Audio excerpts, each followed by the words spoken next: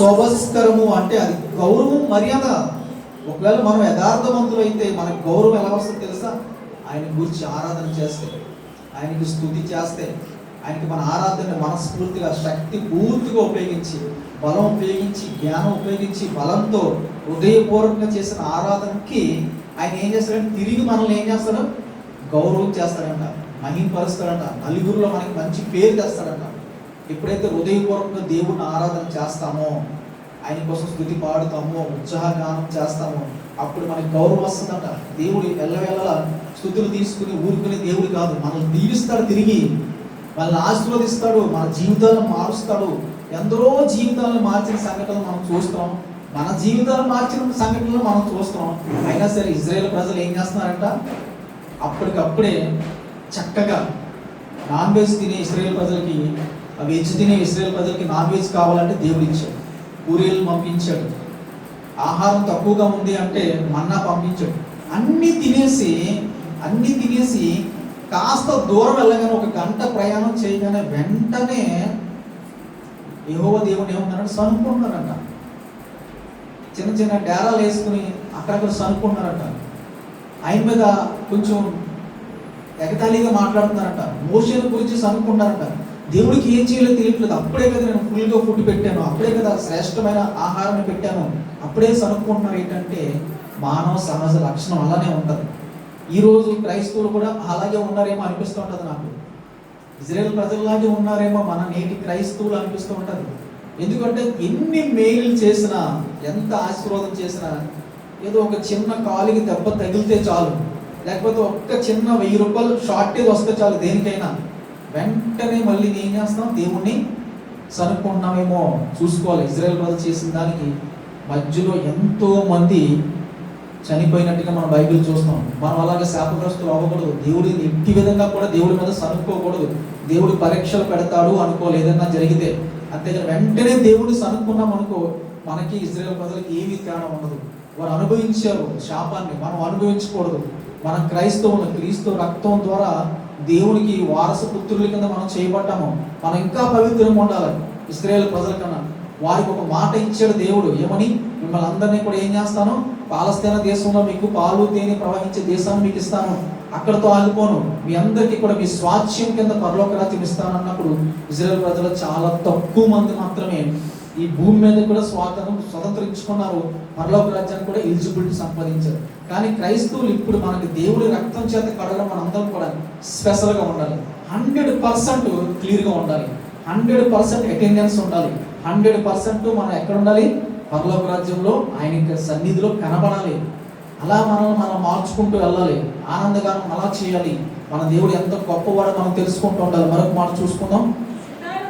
సితారాతో యెహోవాకు స్తుతించుడి, 10 తంతుల స్వరమండలముతో ఆయన కీర్తించుడి.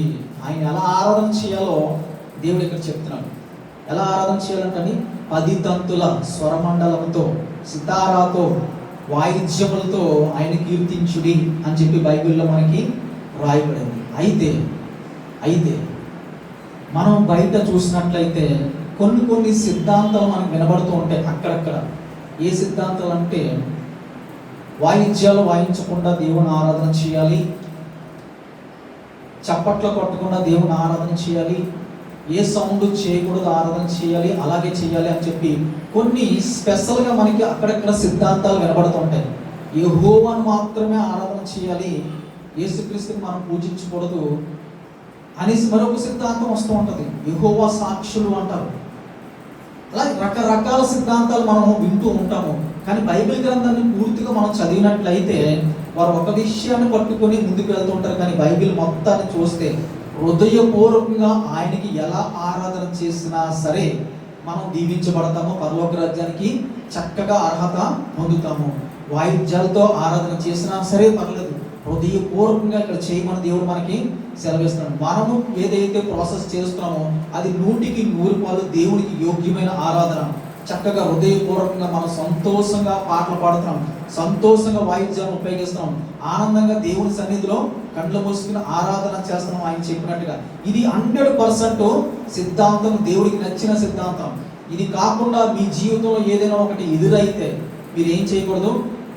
వెంటనే దానికి కంగారు పడకూడదు. ఏమో అది నిజమేనేమో, మేము చేసేది ఏమో పొరపాటేమో, యెహోవాను మాత్రమే ఆరాధించాలేమో అని చెప్పి క్రైస్తవులు ఒక 10-15 సంవత్సరాలు క్రైస్తవుడిగా ఉన్న వాడు కూడా ఒక పావు గంట 20 నిమిషాలు చెప్పేసరికి వెంటనే ఇలా చేస్తేనే కరెక్ట్ ఏమో, మేము చేసేది కరెక్ట్ కాదేమో అని అనుకుంటున్నారు. ఈ రోజుల్లో వారితో ఒక 10 నిమిషాలు మాట్లాడితే చాలు వెంటనే మార్పులు వచ్చేస్తూ ఉంటాయి మన హృదయంలోని. అలా మీరు ఎక్కడ కూడా పొరపాటు పడడానికి కానీ వారిది నిజం అనుకోవడానికి కానీ ఎక్కడ మీరు ప్రయత్నాలు చేయొద్దు. ఎందుకంటే మనము ఇండియన్ పెంతెకోస్తు చర్చ్ నుంచి మనం వచ్చాం. మన పెంతెకోస్తు ఆరాధన అపోస్తుల కార్యాల్లో ఉన్న మొదటి ఆరాధన పట్టుకొని మనం వచ్చాం, కానీ మధ్యలో వచ్చిన మనం కాదు. మనం చేస్తున్న ఆరాధన కానీ మనం చేస్తున్న విధానం కానీ 100% దేవుడికి యోగ్యమైన ఆరాధన కింద అది చేర్చబడుతుంది. అంతేగాని దేవుడిని యెహోవాను మాత్రమే ఆరాధన చేయండి, ఇలానే ఆరాధన చేయండి, ఆ పదాలు మీరు పలకండి, యేసుక్రీస్తుని మీరు అసలు నోరెట్టి మాట్లాడకూడదు, ఆయన మనకి దేవుడు కాదు అంటే అది పొరపాటు. దాన్ని ఒప్పించడానికి ప్రయత్నాలు చేస్తారు. నా దగ్గర కూడా రోడ్డు మీద, హైవే రోడ్డు ఓరోసి దగ్గర ఒక టీం మాతో మాట్లాడడానికి ప్రయత్నం చేస్తారు. ఆ టీంతో నేను ఒక పావు గంట సేపు వాదించాను. కొన్ని వాక్యాలు వెంటనే దేవుడు అది గుర్తుండేటట్టు చేసినప్పుడు ఆ వాక్యాలను అడిగినప్పుడు వారు చెప్పడం లేదు. నెంబర్ ఇచ్చేసి దీనికి కాల్ చేయండి, మా సార్ చెప్తారు, మా మాస్టర్ గారు చెప్తారు, వెంటనే అక్కడి నుంచి వెళ్ళిపోయారు. వీళ్ళు ఏం చేస్తారంటే అల్ప విశ్వాసుల్ని, వాక్యంలో కొన్ని విషయాలను కూడా హృదయంలో పెట్టుకోకుండా ఎవరైతే ఉంటూ ఉంటారో ఆదివారం వచ్చి వారిని మోసం చేస్తూ ఉంటారు. స్థిరులు కాదు, వాక్యంలో స్థిరం పడిన వారిని కాదు, వాక్యం తెలిసిన వారిని కాదు. వాక్యంలో కొన్ని వాక్యాలు ఉంటే అవి హృదయంలో మనం రాసుకోవాలి. మనకి దేవుడు యెహోవా దేవుడు, మన రక్షకుడు యేసుక్రీస్తు. మనం యేసుక్రీస్తుని మనస్ఫూర్తిగా ఆరాధన చేయొచ్చు, మనస్ఫూర్తిగా మనం సాష్టాంగ పడవచ్చు, ఆయన మనం పూజించవచ్చు. ఆయన పూజకు అర్హుడు. జ్ఞానులు వచ్చారంట, చిన్న బాబుగా ఉన్నప్పుడు ఏం చేశారంట, బంగారము గోళము సాంబ్రాన్ని తీసుకొచ్చి మరియం తల్లి పాదాల దగ్గర పెట్టి, మరియం తల్లికి మొక్కినట్టు ఉందా, యేసు గారికి మొక్కినట్టు ఉందా, యేసుక్రీస్తు గారికి మొక్కినట్టు ఉందా అని చూస్తే జాగ్రత్తగా ఆ బాలుడికి పూజించారంట. జ్ఞానులు ఎవరు? పామరులు కాదు, గొల్లలు కాదు, జ్ఞానులు, చాలా జ్ఞానం కలిగిన వారు. ఈరోజు మనం జ్ఞానాలను తెలుసుకున్న వారు కాదు. జ్ఞానులు అప్పుడు ముద్ర వచ్చిందంటే వారు సర్వశాస్త్రాలని జాగ్రత్తగా చదివిన వారు, శాస్త్రం బట్టి ఎక్కడి నుంచో ఎక్కడికో వచ్చి ఒక చిన్న బాబుని పూజించినట్టుగా మన బైబిల్ చూస్తుంది. తండ్రి అయిన దేవుడి మీద తప్ప సర్వ లోకము, సర్వ ప్రపంచం మీద, పరలోక రాజ్యం అంతటి మీద కూడా పూర్తి అధికారం యేసుక్రీస్తు వారు పొందారు. ఆయన పూజకి అర్హుడు. ఆయన ద్వారా తప్పితే మనం తండ్రి దగ్గరికి పరలోక రాజ్యము చేరలేము. ఆయన్ని పక్కన పెట్టేయండి, ఈయన మాత్రమే ఆరాధన చేయమని బ్యాచ్ వచ్చింది. వాళ్ళకి ఇదే బైబిల్ పట్టుకుంటారు, ఇవే వాక్యాలు చదువుతుంటారు, ఇవే వాక్యాలు మనకు తీసి చూపిస్తుంటారు. ఇప్పుడు కూడా మీరు అలాగా పొరపాటు పడద్దు. ఇక్కడ ఎంత చక్కగా రాయించాడు దేవుడు, 10 తంతుల సితారాతో, స్వరమండలముతో ఆయన ఆరాధన చేయమన్నట్టుగా మనం చదువుతున్నాం. ఇంకొక మాట చదువుకుందాం.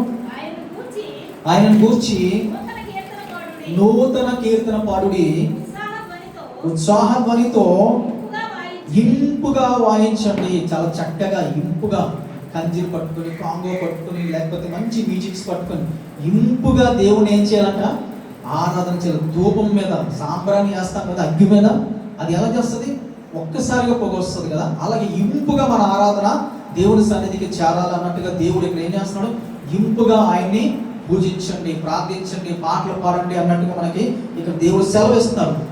వాక్యం మనకి వినబడుతుంది అంటే అది దేవుడు మనతో మాట్లాడుతున్నట్టుగా మనం తీసుకోవాలి. వాక్యం వినిన తర్వాత ప్రతీది కూడా మనం మార్చుకుంటూ ముందుకెళ్ళాలి. అర్థమవుతుందండి? ప్రతీది కూడా మార్చుకుంటూ ముందుకెళ్ళాలి. వాక్యంలో ఏదైనా వినబడుతుందంటే అది విని సైలెంట్గా ఊరుకోకూడదు. కానీ నేటి క్రైస్తవులు చాలా మంది ఇది చేసే పొరపాటు ఏంటంటే వాక్యం వినేస్తారు, చక్కగా వింటారు, గంట సేపు ప్రసంగం చేసినా వింటారు, కానీ దానికి అనుగుణంగా పాటించరు. దేవుడు 10 మంది కన్యకల కోసం మాట్లాడుతుంటే చక్కగా వింటారు స్టోరీని. 5 మంది మంచోళ్ళు కాదు, ఒక పావు గంట ముందే వాళ్ళు నిద్ర మేలుకోవచ్చు కదా, కొంచెం నూనె తెచ్చుకుంటే ఏం పోయింది, ఎంత బరువు ఉంటుంది అనుకుని వాళ్ళ మీద అనుకుంటాం. కానీ ఆ వాక్యం మాట్లాడుతుంది మనతోనే. మీకు అర్థమవుతుందా? ఆ వాక్యం మనతోనే మాట్లాడుతున్నాడు. మీరు ఎక్కడో కొద్దిగా నిర్లక్ష్యంగా ఉన్నారు, ఎక్కడ చాలా చిన్న నిర్లక్ష్యంగా ఉన్నారు. ఆ చిన్న కునికిపాటు, చిన్న నిర్లక్ష్యము, చిన్న కునికిపాటు అంటే కండ్లు మూసుకొని పడుకున్నట్టు కాదు. కాస్త కళ్ళు తెరిచి ఉండగానే కొన్ని విషయాలు గమనించలేని మగతది, గమనించలేని మగతలో మీరు ఉంటున్నారు. కొన్ని మీకు అర్థం అవ్వట్లేదు. చిన్న మిస్టేక్ల వల్ల మీరు పెద్దది ఏం చేస్తారో కోల్పోతారని చెప్పి మనతో మాట్లాడుతుంటాడు దేవుడు. ఏమంటాడు? మీకు నేను ఎలా చెప్తాను, మీ 10 మంది రండి, నేను 10 మందితో నేను ఏం చేస్తాను, భోజనము చేస్తానని చెప్పి దేవుడు చెప్పిన దేవుడు 10 మంది వచ్చారు. 10 మంది వచ్చారా, 5 వచ్చారా అంటే 10 మంది కూడా అటెండ్ అయ్యారు. అటెండ్ అయిన తర్వాత ఆయన కావాలని ఏం చేస్తారండి, కావాలని ఒక పావు గంట సేపు లేట్గా వచ్చాడు. ఇచ్చిన టైం కన్నా కావాలని ఒక పావు గంట సేపు లేట్గా వస్తాయి. ఈలోపే కురుగుపాట, ఈలోపే మళ్ళీ లోకంతో జడ్డ.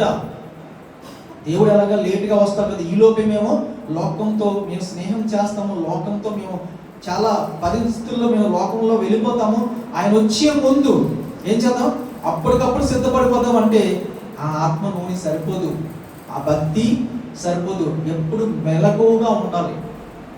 మీరు పనులు చేసుకుంటున్నా సరే మెలకువగా ఉండాలి, తెలివితేటలు కలిగి ఉండాలి, తెలివిలో ఉండాలి. రాత్రి మాత్రం పడుకున్నట్టు కాదు ఇక్కడ మాట్లాడుతున్న దేవుడు.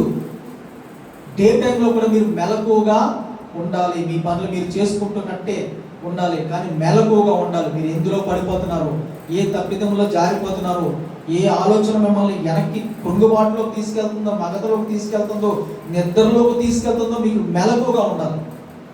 మిమ్మల్ని ఏది పట్టుకుంటుందో మీకు అది తెలియాలి, మిమ్మల్ని ఏది వెనక్కి లాగుతుందో మీకు తెలియాలి. మీకు తెలియట్లేదంటే మీరు నిద్రపోతున్నారు. మీరేం చేస్తున్నారు, నిద్రపోతున్నారు. నిద్రపోయే వాళ్ళకి ఏమీ తెలియదు. మీరు తెలివిలో ఉన్నప్పుడు మిమ్మల్ని ఏది పట్టుకుని లాగుతుందో, ఏది మిమ్మల్ని దేవుడి దగ్గర నుంచి దూరం చేస్తుందో, ఆ యోగ్యమైన పరలోక రాజ్యానికి వెళ్ళకుండా ఏది అడ్డుతుందో మీరు మెలకువగా ఉంటే తెలుస్తుంది. ఆ వాక్యం మనకే వినిపిస్తుంది. ఆ వాక్యం మనతో మాట్లాడుతున్న దేవుడు. ఎందులోనో కొంచెం నిర్లక్ష్యంగా ఉన్నావు, ఒకటి చెప్తే అది చేయకుండా ఇంకేదో చేస్తున్నావు. టీచర్ ఏమంటుంది, స్టాండప్ అంటారు. ఏమంటుంది, స్టాండప్ అంటుంది. స్టాండప్ అనగానే కూర్చుంటే బాగుంటుందా? గేమ్స్ ఆడిస్తుంటారు, స్టాండ్ సిట్ అంటారు. వాడు వెంటనే చాలా మంది స్టాండ్ అవుతారు, ఆర్డర్ వైజ్ చూసుకుని. అలా కాదు కదా, అలా కాదు. ఏదైతే మాట వస్తుందో ఆ మాట ప్రకారం అక్కడ యాక్షన్ కనబడాలి. స్టాండప్ అంటే స్టాండప్పే, సిట్ అంటే సిట్టే. 10 మంది రండి అంటే వచ్చారు. వెయిట్ చేయండి అంటే వెయిట్ చేయాలా, వెయిట్ చేయట్లేదు. అందులో సగం మంది ఏం చేస్తారు, చిన్న కురికిపాటు, చిన్న లోకంతో స్నేహం, చిన్ని పొరపాటు, చిన్ని పాపం, సరిదిద్దేసుకుందాంలే, మార్చేసుకుందాంలే, రేపటి నుంచి మార్చేద్దాం, రేపటి నుంచి వదిలేద్దాం, ఈ ఒక్క రోజుకే కదా పొరపాటు చేసేద్దాం అనుకుని చేసి వారు ఏం చేస్తారని యోగ్యతని పోగొట్టుకున్నారు. అది మనతో మాట్లాడుతున్నాడు ఆత్మీయంగా దేవుడు. ఆ వాక్యం మాట్లాడుతుంటే పాస్టర్ గారు ఓహో ఆ 10 మంది కోసమే అనుకుంటారు. కాదు, ఆ వాక్యంలోంచి మనతో మాట్లాడతాను. నేను ఒకటి చెప్తాను, మీరు చెయ్యండి. కార్తీక్ శుభ్రంగా కూర్చో అంటే కూర్చోవాలి. అది కింద పడుకున్నాడు అనుకో, దానికి అర్థం ఏంటి, చక్కగా కూర్చోమన్నప్పుడు కూర్చోవాలి. స్టాండప్ నుంచోవాలి కదా జనరల్గా. ఇప్పుడు యేసుక్రీస్తు స్టాండప్ అన్న తర్వాత కూర్చున్నాం అనుకో, దీన్ని ఏమంటారు చెప్పండి? 10 మంది కన్యకల్లో 5 మంది, అందులో ఒకటి కన్యకలే. అంటే ఏంటంటే శుద్ధమైన వాళ్ళు, పరిశుద్ధులు, దేవుని చేత పిలువబడిన వారు. అందులో పురుషులు ఉంటారు, స్త్రీలు ఉంటారు, శుద్ధులు. లోకంతో స్నేహం లేదు, లోకం పాపంలో పడలేదు. యేసుక్రీస్తు వారు మాట చెప్పారు, ఏమంటే నేను మీకు నిశ్చితార్థం చేసుకునేను పైకి వెళ్తున్నాను. ఎందుకు వెళ్తున్నాను, మీ అందరి కోసం నేను స్థలాలు సిద్ధపరిచి ఇల్లు నీట్గా నిర్మించి మరలా నా యొద్ద ఉండేట్టు నేను మిమ్మల్ని ఏం చేస్తాను, తీసుకుని వెళ్ళడానికి వస్తాను అన్నాడు. ఎంత చక్కగా బైబిల్లో రాయించాడు తెలుసా? మీరు నా యొద్ద ఉండేటట్లు, నివసించేటట్లు నేను మరలా వచ్చి మిమ్మల్ని తీసుకెళ్తాను అన్నప్పుడు ఏం చేసుకుని వెళ్ళాడు, నిశ్చితార్థం చేసుకుని వెళ్ళాడు. చక్కగా నిశ్చితార్థం చేసుకుని వెళ్ళాడు. ఇంకా దేవుని సొత్తు మనం, దేవునికి మాత్రమే మనం సొత్తు. కానీ ఈలోపు ఏం చేస్తాం మనం, ఆయన లేట్ చేస్తున్నాడని చెప్పి సంసోన్ గారు రావడం లేట్ చేశారని చెప్పి సంసోన్ గారు ఎంతో గాఢంగా ప్రేమించిన స్త్రీని తీసుకెళ్ళి ఏం చేస్తారు, ఫిలిష్తీయులు ఇంకొకరికి ఇచ్చి కట్టుబడిశారు ఆ స్త్రీని. సంసోన్ గారు ఎంతో ప్రేమించేశాడు ఆ స్త్రీని చూసి, ఆనందాన్ని ఎంత అందం ఉందో అని చెప్పి ప్రేమించేస్తే ఆ స్త్రీని తీసుకెళ్ళి ఏం చేశారు, ఇంకొకరికి కట్టబడేశారు. ఈయనకి కోపం వస్తుంది, ఇంకా నాకు మాట ఇచ్చావు కదా, నాకు మాట ఇచ్చావు కదా, ఇప్పుడేంటి, ఇగో నేను ప్రేమించిన అమ్మాయిని ఇలా చేస్తావా అని చెప్పి ఏం చేశారు సంసోన్ గారు, చాలా బేవత్సం చేశారు. అలాగే యేసుక్రీస్తు వారు సంఘమైన మనతో ఏం చేశారు, ఒక వాగ్దానం చేశారు. నేను మరలా వచ్చి మిమ్మల్ని తీసుకెళ్తాను, నేను మరలా వచ్చి మిమ్మల్ని తీసుకెళ్తాను, నిశ్చితార్థం చేసుకుని నేను వెళ్తున్నాను, నేను వచ్చే వరకు జాగ్రత్తగా ఉండంటే ఇంకొకరు పెళ్లి చేసుకుంటున్నారు చాలా మంది క్రైస్తవులు. ఎవరు చేసుకుంటున్నారు? యేసుక్రీస్తు వారు నిశ్చితార్థం మాత్రమే చేసుకున్నారు, నేను ఇంకొకరు పెళ్లి చేసుకుంటాను అంటే ఏంటంటే లోకము. ఇంకొకరు అంటే సాతానుతో జట్టు కడుతున్నారు. సాతానుతో ఏం చేస్తున్నారండి? జట్టు కడుతున్నారు. పాపంలో పడితే మరొకరితో మీరు పెళ్ళాడినట్టే. పాపం చేస్తే దేవుడు అంటున్నాడు, నేను వచ్చి మిమ్మల్ని తీసుకెళ్తాను, నిశ్చితార్థం చేసుకున్నాను, మీరు ఎవరితో మళ్ళీ మీరు స్నేహము చేయొద్దు అని చెప్పినప్పుడు వెంటనే ఏం చేస్తున్నారు క్రైస్తవులు? కాస్త లేట్ అయ్యేసరికి చిన్న కునికిపాటు. ఏ కునికిపాటు అది? ఎంత కునికిపాటు? చిన్న కునికిపాటు. ఈలోపు భక్తి అంతా ఆరిపోయింది. ఏమైపోయింది? ఎలగట్లేదు, భక్తి అంతా ఆరిపోయింది. కొద్దిగా లేట్ అయ్యేసరికి లోకంతో స్నేహము. ఈ 5 మంది కన్యకలాగా చిన్న కునికిపాటు, చిన్న మగత. ఆ మగతలో ఏం జరుగుతుందంటే లోకంతో మళ్ళీ ఫ్రెండ్షిప్, లోకంతో మళ్ళీ నువ్వు స్నేహం చేస్తున్నావు, లోకంతో మళ్ళీ నువ్వు ఏం చేస్తున్నావు? ఒక అగ్రిమెంట్ చేసుకున్నావు, లోకాన్ని కూడా నువ్వు పెళ్ళాడడానికి సిద్ధపడుతున్నావు. వాగ్దానం చేసిన దేవుడు మళ్ళీ వస్తాడు, ఆయన కోసం నిరీక్షించవలసిందే. కాస్త లేట్ అయినా సరే కావాలని లేట్ చేస్తాడు దేవుడు. నువ్వు ఉంటావా ఉండవా, నీ క్యారెక్టర్ ఏంటని చెప్పి దేవుడు టెస్ట్ చేస్తాడు. ఏం చేస్తాడండి? క్యారెక్టర్ని టెస్ట్ చేస్తాడంట దేవుడు. ఒక తాగుబోతుడి క్యారెక్టర్ని టెస్ట్ చేయాలంటే ఒక రూమ్లో పెట్టి ఒక ఫుల్ బాటిల్ పెట్టి టెస్ట్ చేయాలి. ఇంకో తాగుబోతుని పక్కన పెట్టి అడిగి బాటిల్ లేకుండా టెస్ట్ చేసామంటే అది అవుతుంది. బాటిల్ పెడితేనే కదా తాగుతాడు, మానేస్తాడు, నిలబడతాడో, నిగ్రహించుకుంటాడో లేదని తెలుస్తుంది. ఒక మంచి ఇష్టమైన బాటిల్ పెడితే రూమ్లో ఉదయం కల్లా ఫుల్ ఖాళీ చేసేస్తారు ఎవరైనా సరే. మీకు తెలుసా? ఎవరైనా సరే తాగుబోతులు అలాగే ఉంటారు.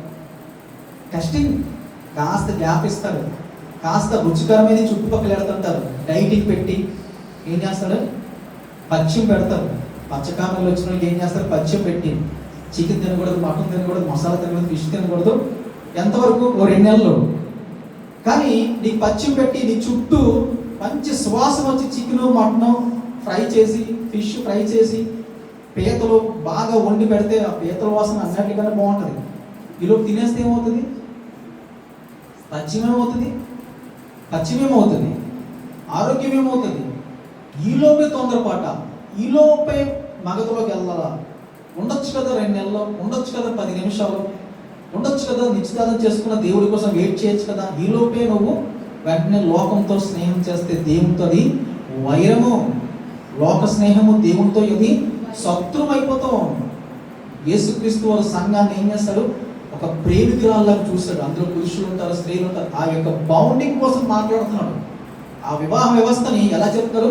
ఒక డీప్గా లవ్ చేసుకున్న ఒక ఇద్దరి మధ్య ఉండే కెమిస్ట్రీని అక్కడ మనకి వివరిస్తూ ఉంటాడు భక్తులు. ఒక కెమిస్ట్రీ ఉంటుంది. యేసుక్రీస్తు వారికి సంఘానికి ఎంతో ప్రాణం పెట్టాడంట, ఎంతో విలువిచ్చి కొన్నాడంట సంఘాన్ని. సంఘం అంటే దేవుడికి ప్రాణంతో సమానము. ఆయన ప్రాణం కూడా పెట్టాడంట. దేన్ని కాపాడుకోవడానికి? సంఘాన్ని కాపాడుకోవడానికి.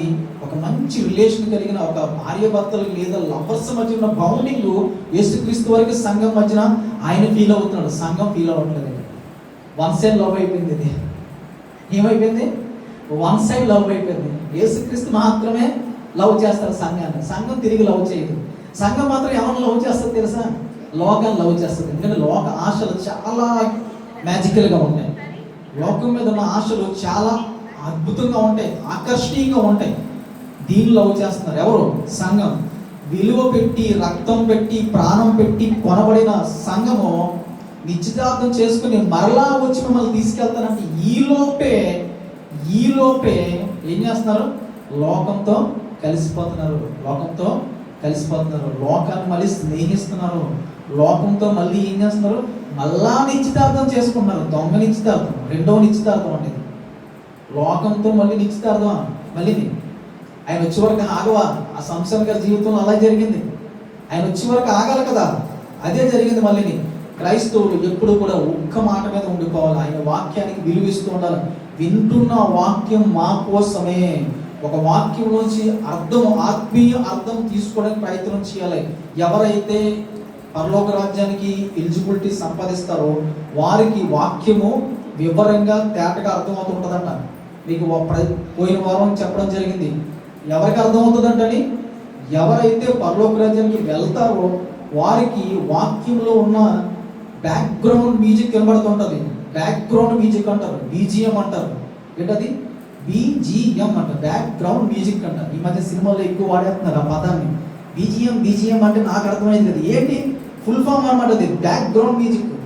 వాక్యం వెనకాల ఒక అర్థం ఉంటుంది, ఒక మ్యూజిక్ ఉంటుంది, ఒక స్వరం ఉంటుంది. అది అర్థం అవ్వాలి. ఎవరికి? సంఘానికి. ఎవరికి? నిశ్చితార్థం కోసం వెయిట్ చేస్తున్న వారికి బ్యాక్గ్రౌండ్ మ్యూజిక్ అర్థం అవ్వాలి. ఆయన మాట వెనకాల అర్థం అవ్వాలి. వాక్యం వెనకాల అర్థం అవ్వాలి.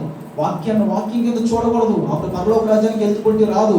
వాక్యం వెనకాల ఏముంది అని ఆలోచన చేయాలి. ఒక టీచర్ నుంచోమంటే నుంచోవాలి, కూర్చోమంటే కూర్చోవాలి, 10 మంది రండి అంటే రావాలి. ఇగో నేను నిశ్చితార్థం చేసుకున్నాను వెయిట్ చేయమంటే వెయిట్ చేయవలసిందే.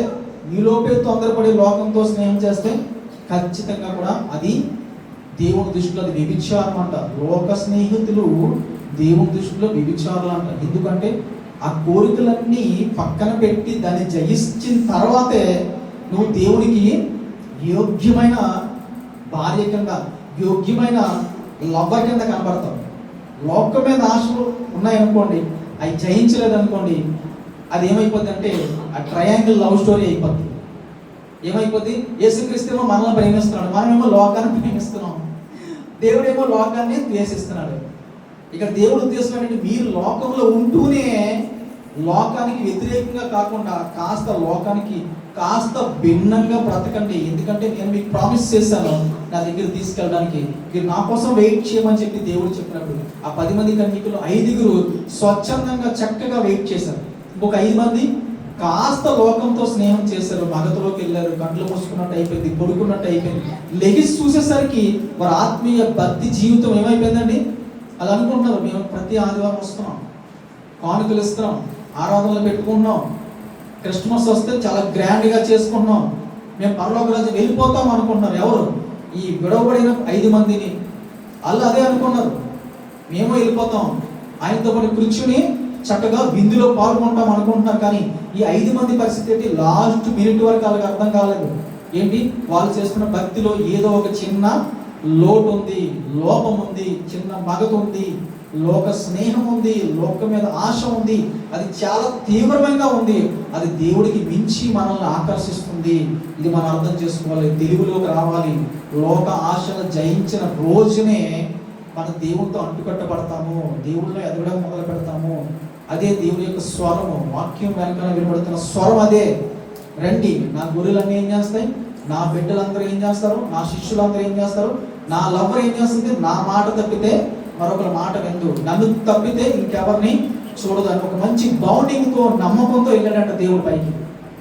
ఎక్కడుంది ఈ నమ్మకం ఈరోజు క్రైస్తవులు? ఎక్కడైనా ఆ దేవుడి మీద, ఆ దేవుడు పెట్టిన నమ్మకాన్ని నిలబెట్టినట్టు ఎక్కడైనా కనబడుతుంది అంటే చాలా వరకు అందరూ లోక ఆశలు వెంబడి పరుగు.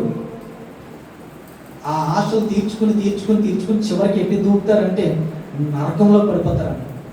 తెలుసండి, లోక ఆశలు వెంబడి వెళ్తే ఈ లోకంలో కూడా పూర్తిగా ఆశలు నెరవేరిన వ్యక్తి ఎవరు లేరు. మీరు ఎంత గొప్ప ధనవంతుని తీసుకోండి, ఆడికి కూడా ఇంకా కోరికలు ఉంటాయి, వాడికి కూడా ఇంకా ఆశలు ఉంటాయి. అంబానీని తీసుకుని కూర్చోబెట్టి అడిగితే అతను కూడా ఎన్నో కోరికలు చెప్తాడు, ఇన్ని ఆశలు చెప్తాడు. ఏంటి? అంబానీ ఒక్క రోజులోనంట ఎన్నో వేల కోట్లు అతని బిజినెస్లోంచి అతని అకౌంట్కి వెళ్తుంది. ఇంకా చిన్న కుర్రోడు 30 సంవత్సరాలు ఎంత ఉంటాయేమో, పిజ్జా బర్గర్ అతని పేరు. ఫేస్బుక్ అని ఒక చిన్న యాప్ కనిపెట్టాడు. యాప్ అంటే ఒక తెల్ల పేపర్ తీసుకున్నాడు, name, address, age, gender, video upload, photo upload, blue colour ఉండేటట్టు చిన్నది పేపర్ మీద డిజైన్ చేసుకుని కంప్యూటర్లో డిజైన్ చేసి విడిచిపెట్టాడు. చిన్న కుర్రాడు ఆన్లైన్లో విడిచిపెట్టాడు. ఇదేదో అప్లికేషన్ బాగుంది, కొంచెం క్లారిటీ ఉందని ఒక్కొక్కరు డౌన్లోడ్ చేసుకోవడం మొదలుపెట్టారు. డౌన్లోడ్ చేసుకున్న ప్రపంచంలో ఉన్న అధిపతుల దగ్గర నుంచి భిక్షగాడి చేతిలో ఉన్న మొబైల్లో కూడా ఫేస్బుక్ అనే యాప్ ఉంటుంది. అలాంటి ఇంకొక యాప్ ఇంకొకరు ఎవరైనా క్రియేట్ చేసి అంత వైరల్ చేస్తే యాప్ అది ఒక పేపర్, అందులో కొన్ని డీటెయిల్స్ ఎంటర్ చేసుకోవచ్చు. ఎవరు పడతారు వీడియోలు అప్లోడ్ చేయడానికి యాక్సెస్ ఉంటుంది, ఫొటోస్ అప్లోడ్ చేసుకోవచ్చు, లైక్ కొట్టే ఆప్షన్ ఉంటుంది, కామెంట్ పెట్టే ఆప్షన్ ఉంటుంది. అంతే.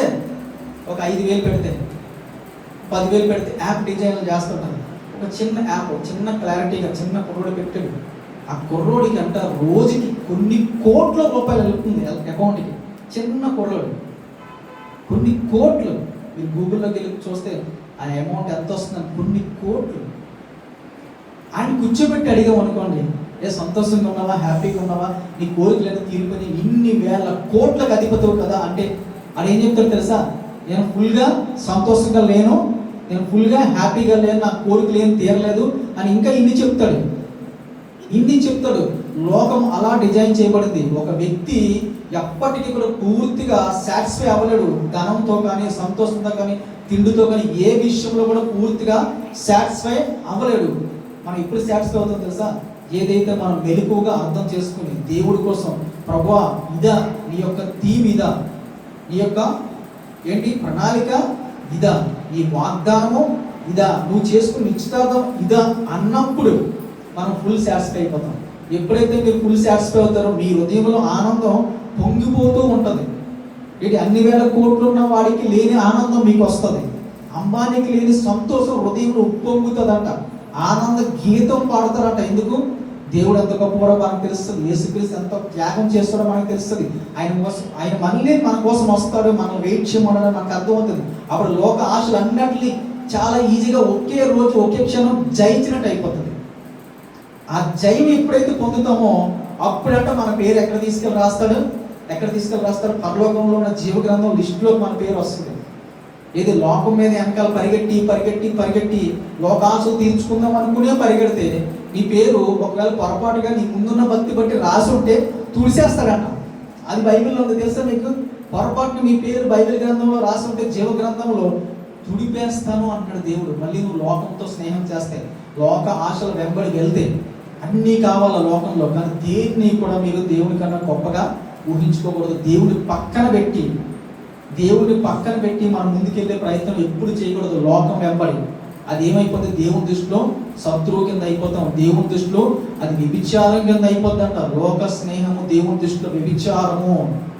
నువ్వు నన్ను ప్రేమించాలి, లోకాన్ని కాదు. నువ్వు నన్ను కోసమే ఆలోచన చేయాలి, లోకం కోసం కాదు. నీకు ఏం కావాలో నేను ఏర్పాటు చేస్తాను. చిన్న పిచ్చుకులకి, చిన్న ప్రాణులకి ఆహారం పెట్టేది నేనే. నా హృదయంలోంచి, నా ప్రాణంలోంచి తీసిన నీకు నేను చూసుకోనా? నువ్వు నా మీద డిపెండ్ అవ్వు అన్నాడు దేవుడు. అలా డిపెండ్ అయిన ఎంతో మంది జీవితాలను ఇప్పుడు బంగారం కింద మార్చాడు, మాతో సహా. పూర్తిగా డిపెండ్ అవ్వాలి దేవుడి మీద, పూర్తిగా ఆనుకోవాలి. లోకం వెంబడి పరిగెడితే లేని ఆనందం దేవుడితో డిపెండ్ అయినప్పుడు మనకి చాలా ఆనందం వస్తుంది, చాలా సంతోషం వస్తుంది. అప్పుడు 10 తంతుల సితారాతో మనం ఏం చేస్తాం? హృదయపూర్వకంగా ఆరాధన చేస్తాం, హృదయపూర్వకంగా ప్రతిగానం చేస్తామంట. మనం ఇంకొక మాట చదువుకొని ముగించే ప్రయత్నం చేద్దాం. 10వ వచనం కూడా చదువుదాం.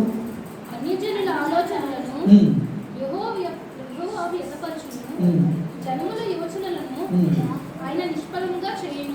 ఎవరైతే యథార్థంగా లేకుండా అన్యజనులు ఉంటారో వారి ఆలోచనలు, వాళ్ళ కుట్రలు దేవుడు నెరవేరకుండా వ్యర్థం చేస్తానని చెప్పి దేవుడు మనకి ప్రామిస్ చేస్తాడు. మనం ఒకవేళ యథార్థవంతులం అయితే, మన మీద ఎవరైనా కుట్రలు పంపితే, వారు ఆలోచనలు చేస్తూ ఉంటే, మనకి వ్యతిరేకంగా ఏదైనా ఆలోచన చేస్తుంటే అవన్నీ కూడా ఫలించకుండా దేవుడు ఏం చేస్తాడంట? వ్యర్థపరుస్తాడంట. ఎప్పుడైతే వాగ్దానంలోకి మనం అర్థం చేసుకొని నిలబడతామో, దేవుడు మనము ఒక లింకప్ అని చెప్పి ఎప్పుడైతే అనుకుంటామో వారిని దేవుడు స్పెషల్గా చూస్తుంటాడు. ఈ విషయం ఎన్నోసార్లు చెప్పడానికి దేవుడు ప్రయత్నం చేస్తాడు. మీతో దేవుడితో ఒక అంటు కట్టబడి ఉంటే వారిని దేవుడు ఏం చేస్తాడంట? స్పెషల్గా టేక్ కేర్ చేస్తాడంట. జాగ్రత్తగా గమనించండి. నేను ఎక్కడ ఉన్నానంటే స్టేజ్ మీద ఉన్నాను కదా. క్రైస్తవులు అందరూ కూడా ఎక్కడ ఉంటారు తెలుసండి? క్రైస్తవులు 350 కోట్ల మంది ఇక్కడ ఉంటారు. ఎక్కడ ఉంటారు? ఇక్కడ ఉంటారు. 350 కోట్ల మంది కూడా ఉండేది ఇక్కడే. కానీ ఎప్పుడైతే ఒక్క స్టెప్ మనం దేవుడి పైకి వెళ్తామో, వీళ్ళందరూ ఎవరు? పైన ఉన్న వాళ్ళందరూ ఈ స్టేజ్ మీద, అంటే కాస్త పైకి వెళ్ళిన తర్వాత వీరిని మాత్రమే దేవుడు ప్రొటెక్ట్ చేస్తున్నాడు. వీరికి మాత్రం అద్భుత కార్యాలు జరుగుతున్నాయి. వీరిని మాత్రం దేవుడు ఎవ్వరూ ఏమీ అనకుండా చూస్తున్నాడు. ఒక కాపుదల ఉంటుంది. క్రైస్తవులందరిలోంచి కాస్త భిన్నంగా కాస్త ముందుకు వచ్చిన వారి పరిస్థితి చెప్తున్నాను నేను. వారి కోసం దేవుడు ఇతరులతో యుద్ధం చేస్తాడు, ఇతరులతో వ్యాజ్యం ఆడతాడు, దేవదూతలు పైనుంచి పంపిస్తాడు, ఎన్నో కార్యాలు జరుగుతాయి. అందుకే క్రైస్తవుల నుంచి మనం ఏం చేయాలి?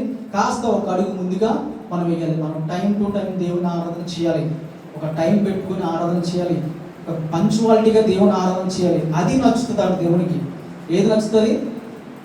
ఎగ్జాక్ట్గా దేవుడికి యథార్థవంతుడు కాబట్టి మన హృదయంలోంచి యథార్థంగా మనం ఆరాధన చేస్తే నచ్చుతుంది.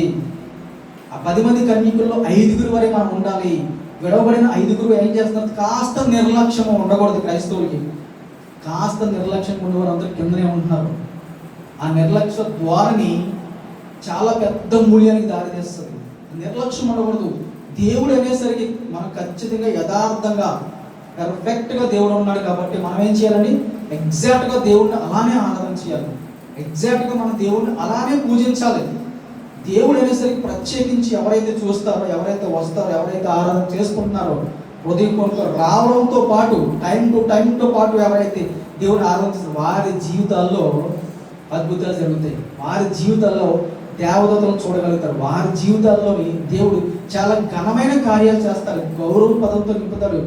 ఏ లోటు ఉండదు. వారికి ఆనందంతో నింపుతాడు. నీ 1 కోటి రూపాయలున్నా, 10 కోట్లున్నా, 10 లక్షలున్నా, 10,000 ఉన్నా, 10 రూపాయలన్నా నీకున్న ఆనందము ఏకరీతిగా ఉంటుంది. ఎప్పుడు నువ్వు దేవునితో అంటుకట్టబడి ఒక స్టెప్ ముందుగా యథార్థంగా ఆయన ఆరాధన చేస్తే. విడవబడిన 5 మంది ఎలా ఉన్నారో తెలుసా? 350 కోట్ల 349 కోట్ల మంది అలానే ఉన్నారు.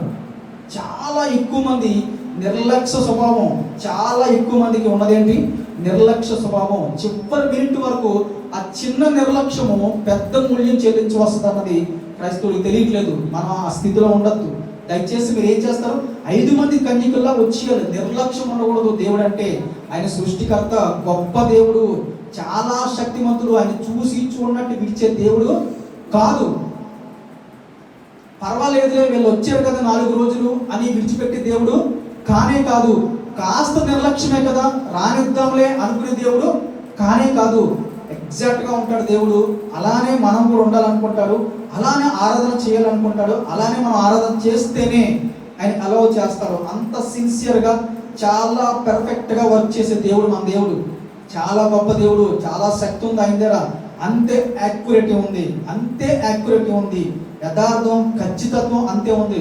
అలాగనే దేవుని ఆరాధన చేయాలి. మనుషులతో మాట్లాడినట్టు, మనుషుల దగ్గరికి వచ్చినట్టు, ఒక 10 నిమిషాలు లేటుగా, 10 నిమిషాలు ముందుగా, ఇవన్నీ కూడా దేవుడి దగ్గర నడవు అంటే నడవు. వాళ్ళు విడవబడతారు. 5 మంది కన్యకులు గుర్తుపెట్టుకోవాలి. చిన్న నిర్లక్ష్యం పెద్ద మూల్యాన్ని చెల్లించవలసిన పరిస్థితి వస్తుంది. దేవుడు అందుకే అన్నాడు, మీకు నేను ఆనందగానము మీ హృదయాల్లో ఉప్పొంగిలేక చేస్తాను. మీరు సంతోషిస్తారు, ఆనందిస్తారు. ఎందుకు? దేవుడు వాక్యము ఏమంటాం అక్కడ రాయబడింది, చదవండి.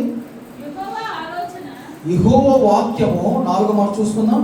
యెహోవా వాక్యము యథార్థమైనది. వాక్యము అంటే ఏంటో తెలుసా? దేవుడి నోటి నుంచి వచ్చిన ఒక మాట, ఆజ్ఞ, ఒక వాక్కు. దాన్ని కలిపితే అన్ని వాక్కులను కలిపితే వాక్యం అయింది. దేవుడు మాట్లాడేది ఒకటే, 10 మంది రండి, నేను 10 మందికి భోజనం సిద్ధపరిచాను. ఇదిగో క్రైస్తవులందరూ నన్ను నమ్ముకోండి, రక్షణ పొందండి, అందరికీ నేను పరలోక రాజ్యం ఇస్తాను. ఇందులో చాలా మంది నమ్ముకున్నారు, రక్షణ పొందుతున్నారు. కానీ దేవుని వాక్యం యథార్థమైనది అన్న వాక్యాన్ని వాళ్ళు అర్థం చేసుకోవట్లేదు, యథార్థంగా ఉండట్లేదు, యాక్యురేట్గా మెయింటైన్ చేయట్లేదు, దేవుని యాక్యురేట్గా రావట్లేదు, యాక్యురేట్గా దేవుని ఆరాధన చేయట్లేదు. దేవుడి కన్నా లోకమే కాస్త ఎక్కువ అనిపిస్తుంది వారి జీవితాల్లో. కాదు, ఈ లోకము ఓన్లీ కేవలము ఒక 100 సంవత్సరాలకు దేవుడు ఇచ్చిన ఒక టెస్ట్, ఒక పరీక్ష కోసం దేవుడి యొక్క శరీరాన్ని ఇచ్చి మనల్ని పరీక్షిస్తున్నాడు. ఎవరు ఎలిజిబిలిటీ సంపాదిస్తారో జయించి, దేని జయించి? శరీరాన్ని జయించి ఎవరైతే ఎలిజిబిలిటీ సంపాదిస్తారో వారిని నేను పరలోక రాజ్యంలో కూర్చోబెడతానని చెప్పి ఒక టెస్ట్ కోసం ఇచ్చిన ఈ శరీరం మనకి. ఈ శరీరం దేనికి ఇచ్చాడు? ఒక 100 సంవత్సరాలు లాంగ్ పీరియడ్ మన మీద పరీక్ష జరుగుతుంది. ఎంత లాంగ్ పీరియడ్? 3 గంటలు కాదు, 4 గంటలు కాదు, సంవత్సరం కాదు, 100 సంవత్సరాలు లాంగ్ పీరియడ్ మన మీద పరీక్ష జరుగుతుంది. దేంతో? మన పరీక్ష పేపర్ ఏంటి? మన యొక్క శరీరమే మన పరీక్ష పేపర్. దీన్ని జయించాలి. దీనికి ఎన్నో కావాలనిపిస్తుంది, అధికారం కావాలనిపిస్తుంది, అధికారం వెంబడి పరిగెట్టు అంటది. నీ ఆయుష్ అంతా కూడా దేనికో ఖర్చు పెట్టి అంటది. ఈ శరీరం చాలా డేంజర్. ఇదే పరీక్ష పేపర్, ఇదే టెస్టింగ్ టూల్. దీన్ని జయిస్తేనే పరలోక రాజ్యం వెళ్తారు ఎవరైనా. దీనికి లొంగిపోతే, కేవలం శరీరానికి లొంగిపోతే, ఒక టెస్టింగ్ టూల్కి లొంగిపోతే, ఒక చికెన్ ముక్కకి లొంగిపోతే ఆ పచ్చకామెలు తగ్గవు, ప్రాణాపాయంకి వెళ్ళిపోతారు.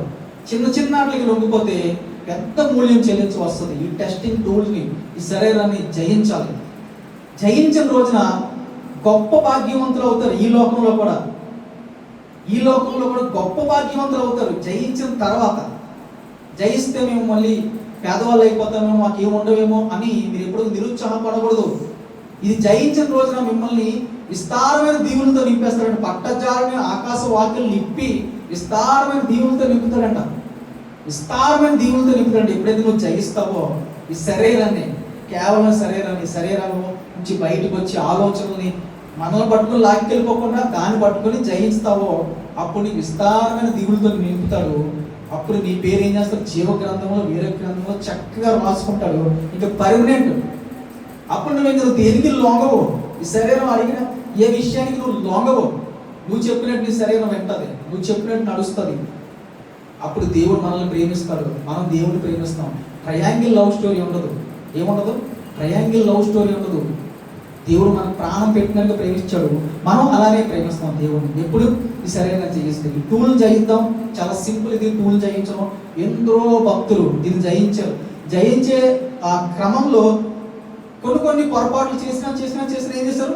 జయించేశారు పూర్తిగా. విశ్వాస వీరుల జాబితా మనకి బిబ్రిపత్రికలో రాయబడుతుంది, దీని అవసరం లేదు. కానీ వాళ్ళందరూ జయించారు. అందరూ జయించే లిస్ట్ చూసుకొని నేను ఒకసారి చూశాను. అందరి జీవితంలో పొరపాట్లు ఉన్నాయి, అందరి జీవితంలో పాపాలు ఉన్నాయి, అందరి జీవితంలో మోసాలు ఉన్నాయి. అయినా సరే దేవుడు ఏం చేస్తాడు? జీవ గ్రంథంలో పేర్లు రాసుకున్నాడు. అలాగని చెప్పి మోసాలు చేస్తే పేర్లు రాసుకున్నాడు కాదు. పొరపాటును జరిగితే జరిగింది. ఏం చేయకూడదు? దాన్ని ఒక రోజు నువ్వు మార్చుకుని, కడుక్కుని, దిద్దుకుని నువ్వు పరిశుద్ధుడు అవ్వాల్సిందే. పరిశుద్ధుడు అయ్యి తర్వాత ఎందుకు ఇలా జరుగుతుంది అంటే ఈ శరీరం ఇలా జయిస్తుందని అర్థం చేసుకుని ఈ శరీరం జయించాలి. ఈ శరీరం జయించిన రోజున నువ్వు విశ్వాస వీరులు జాబితాలోకి ఎక్కేస్తావు. దేవుడు ఆనందపడిపోతాడు. దావీదుని చూసి ఎంత ఆనందపడతాడో నిన్ను చూసి కూడా అంతే ఆనందపడతాడు. మోషేను చూసి ఎంత ఆనందపడుతున్నాడో నిన్ను కూడా చూసి అంతే ఆనందపడతాడు. మోషే కాలంలో మోషే గొప్పవాడు, ఈ కాలంలో నువ్వే గొప్పవాడు. దేవుడు మోషేను ఒకలా ప్రేమించి ఈ కాలం నాకు నచ్చలేదు, 2025 సంవత్సరం నాకు నచ్చదు, అందులో ప్రజలందరూ నేను చీప్గా చూస్తానన్న దేవుడు కాదు. మోషే కాలంలో దేవుడు ఎంత గొప్పగా ప్రజలను చూశాడో, మోషేను చూశాడు. ఈ 2025లో కూడా నిన్ను అంతే గొప్పగా ప్రేమిస్తున్నాడు, అంతే గొప్పగా చూస్తున్నాడు. మనం అలా నిలబడితే, అలా బ్రతికితే, అలా ఈ శరీరాన్ని జయిస్తే. మోషే చిన్నప్పుడు ఎంతో ఆనందంగా పుట్టాడు, అంత అందంగా పుట్టాడు. ఐగుప్తు ధనం కన్నా, ఆ రాజు కింద, ఆ రాజు కుమారుడి కింద ఉండే కన్నా నింద నాకు చాలు అనుకున్నాడంట. ఆ ధనాన్ని పక్కన పెట్టేశాడు. నిందలైనా పర్వాలేదు, క్రీస్తు కోసం ముందుకు వచ్చాడు.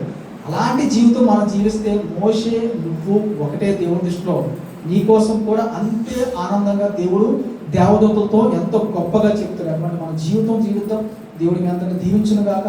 అందరూ లేచి నిలబడదాం. కొన్ని నిమిషాలు మనం ఆరాధనలోకి వెళ్దాం.